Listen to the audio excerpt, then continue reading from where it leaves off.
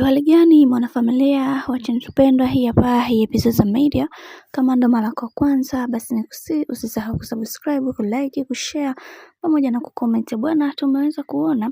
upande wa pili wa bibi Zuchu pamoja na mama Dangote, namna ambavyo maisha yao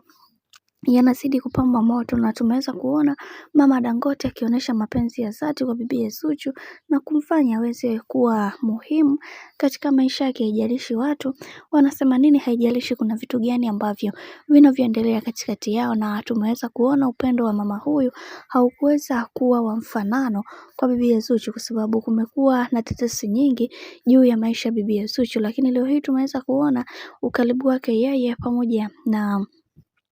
bibi Zuchu umezidi kuweza kuwavutia watu wengi, na kila mtu aliweza kusema yake na kusema ya kwamba kiukweli mama Dangote tulikuwa tunamsema bure tu, kwani huu karibu ambao aliyokuwa nao watu wengi wameweza kuupenda, na kila mtu alitamani sana kuweza kuona kila kitu kikiwa katika misingi na mikakati iliyo bora zaidi, na wengi wao waliweza kuzungumza hivi baada ya yale yote kuweza kutokea kipindi cha nyuma. Lakini kila mtu aliweza kusema kiukweli Zuchu ni moja kati ya mwanamke ambaye mara zote anatamani kuweza kuwa na amani na furaha katika maisha yake, hivyo tuendelee kuweza kumpatia muda zaidi juu ya haya ambayo yanayoendelea kwa kipindi hiki, kwa sababu kuna mengi ambayo yapo na kila mtu anatamani kuweza kuona furaha yake ikiwa katika misingi na mikakati iliyo bora zaidi. Kiukweli imekuwa kama surprise kwa upande wa mashabiki, kwa sababu hawakuweza kutegemea mama Dangote kama angekuwa na mapenzi ya dhati